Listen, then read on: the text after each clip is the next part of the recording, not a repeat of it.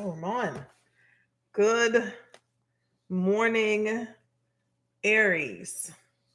I have a little bit of a weather stuff going on. I hear thunder and lightning, wind. So hopefully we we're good to go. I have as soon as I get my shelves in, I'm gonna count how many decks I have because I mean over 100 decks for sure. But I'm finding decks. I'm doing a clean out, spring cleaning.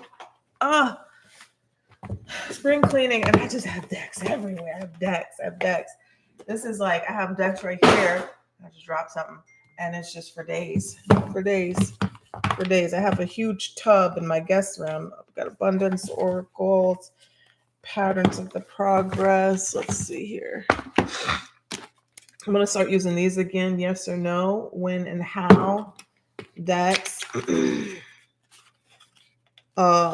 Subscriber got me that. So I was cleaning out my car because I wanted to get my car um detailed service, and I found we're gonna be using this deck today. Lisa, let's see here. Lisa G, if you're out there, Lisa Gregory, thank you so much. She got me this deck a while ago. It's been on my bookshelf. Angel blessings, cards of the sacred guidance and inspiration. Um, and we're gonna use the La Luna Tarot for this morning. Cleaning out my car, and I found this deck. Some of you OGs maybe been here with me for a little while. Remember, I used to use this deck. This is the Tarot of the Orishas. The last time I used this deck was literally at the hospice when I was with my mom. And I mean, it told me exactly what was going to happen. And then after that, I misplaced it. So I'm cleaning it, I've cleansed it and stuff last night and everything, but I want to sit with it for a little while longer before I use it. It's such a powerful deck. If you don't have this deck, I would suggest you get it. It's such a powerful deck. It comes in this book, the Tarot of the Orishas, and it comes with a book. Now, what I have seen around my house many, many, many times, and tell me if this happens to you, is the book that goes with it. There's a book, a nice big chapter book that goes with it. It's a beautiful book, and it teaches you the history of the Orishas, but also the card meanings. I've seen that a million times for the last year and a half. And now that I want to start using this deck again, I cannot find that book anywhere. I looked everywhere and I can't find the book. So I can't stand when that happens. When you need something and you want something, you can't find it. Actually, I forgot I'm using this deck today. The Mystic Mondays. I said I was going to use this one. So that's that. A lot of interest in the tarot course, but not many people responding. So the next course starts today. I have 2 people going on, and if you're interested in next week, I only take 2 individual people, but if we have a group, if you want a discounted rate, I could do a group Zoom session if you don't mind being with anybody else. So next week might be the last week that I do it, because then we're going to about getting into my birthday season. So let's take a look here. What angel blessing, cards of sacred guidance and inspiration. This is for the Aries collective, Sun, Moon, Venus, and Rising. Holy Spirit, guys and angels, please honor the clear message here for the Aries collective, Sun, Moon, Venus, and Rising.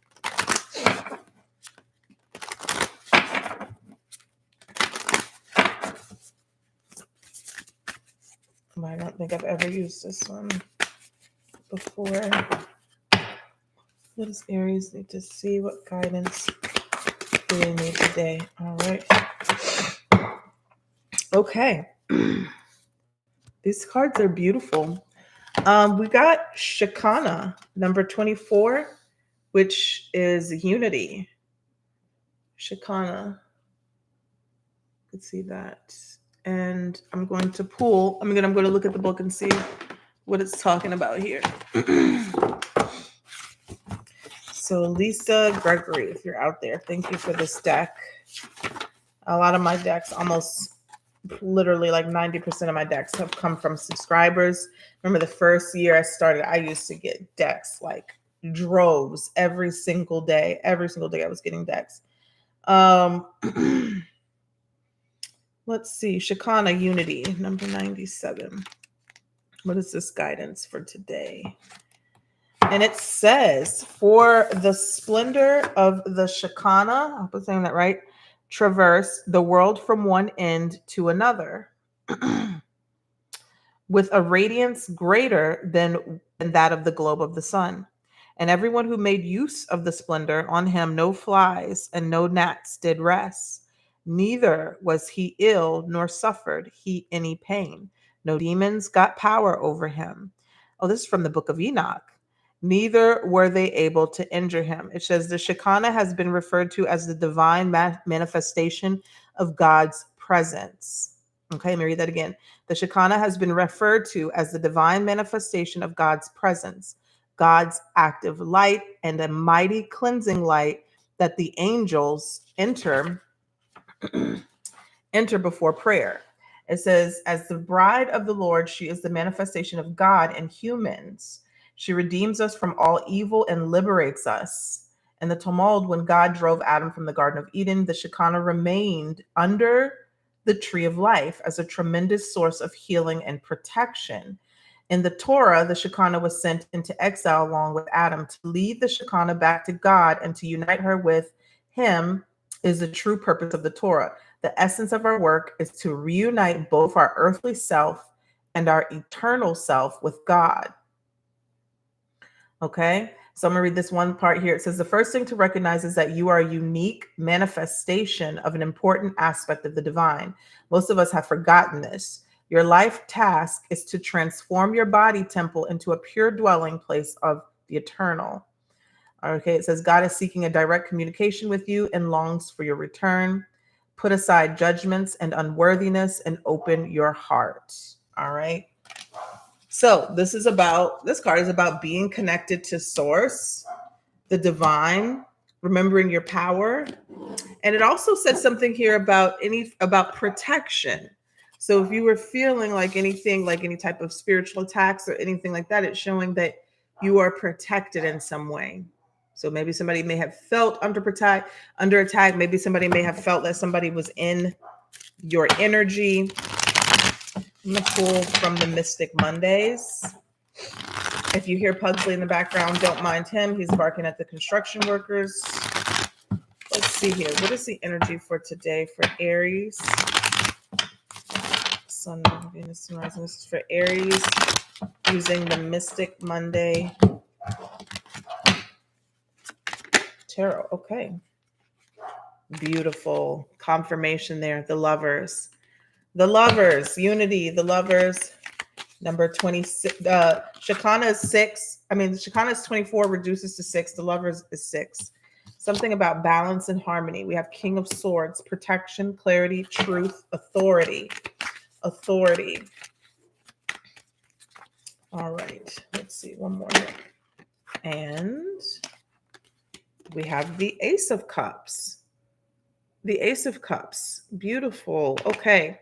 So Aries, unity, you are one, right? You are one, you are connected. We are all connected. We are all one, connected to source energy, to the divine.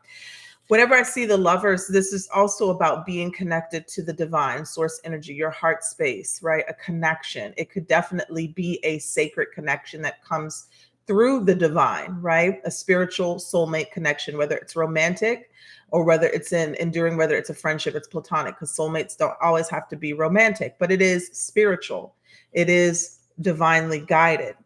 The King of Swords is about discernment, clarity, truth, authority. This could be describing a person coming into your life who is very authentic and very comfortable in their own skin. This also could represent a time of protection around a unity, a love relationship, okay? Whatever dynamic that is, King of Swords, you are being protected. Something is being protected. And there's being truth or light shown on a situation or a relationship. And it's showing me here the Ace of Cups talks about new feelings, new emotions. That giddy feeling that you get when you first meet someone or something is reignited. This is love coming in, inspiration, creativity, and also intuitive insights. Okay, something that you're becoming aware of. Okay, at the bottom of the deck, I'm seeing the Nine of Pentacles, the Nine of Wands, and the Star. Financial independence, security, wealth, and health. And with the Nine of Wands underneath, this is speaking about maybe that you're coming out of a period of struggle or fighting for some sort of protection. Where where did I don't even know what the deck is like. At the bottom of the deck is the Nine of Wands again. All right, let's clarify this lover situation real quick.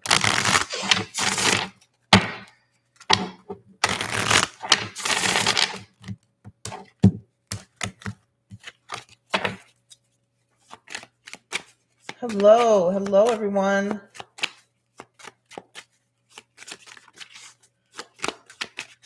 Tell me about this situation. Temperance. Temperance is clarifying the lovers. So have patience when it comes to a relationship, maybe a new one, maybe healing a situation or a relationship that you've already been in. There's some sort of healing. I also look at temperance as divine protection of a relationship. Tell me, okay, a lot of cards coming out. Wow. Okay, so the King of Swords is being clarified by the King of Swords. King of Swords, King of Swords again. So this is the King of Swords in this deck. It's all about wisdom, authority, protection, clarity, truth. What else slipped out? Let's see here. I'm seeing the Knight of Pentacles. So something could be growing slowly but surely, moving in the right direction. You're needing to give something some time to grow and develop. You'll soon see the truth of a situation, a relationship. Tell us about the Ace of Cups. Well, this didn't come out, but I'm seeing the Emperor. We'll take it. It fell in my hand. The Emperor. Isn't he good looking? All right, Ace of Cups. Aries, there's some sort of new emotional beginning that is coming into your life, whether it be through the form of a person, a relationship. The Ace of Cups can also just be something new that you love to do that is near and dear to your heart. The Three of Wands says this is a manifestation, something that you have been waiting for. And with Shekinah over the whole energy, this is divine protection and unity. So some of you may have been manifesting a relationship. I feel also this is kind of like the eclipse energy where there's some sort of new beginning that is going to be coming in this around the Aries eclipse. It's like something is cleansing out and then there's this newness. It could be new groups, new soul connections, new people, and or an aligning with a new thing in your life that is going to be emotionally fulfilling. And the King of Swords here, it says, has something to do around with something that you're very knowledgeable about, or the people that you connect with are going to be very knowledgeable.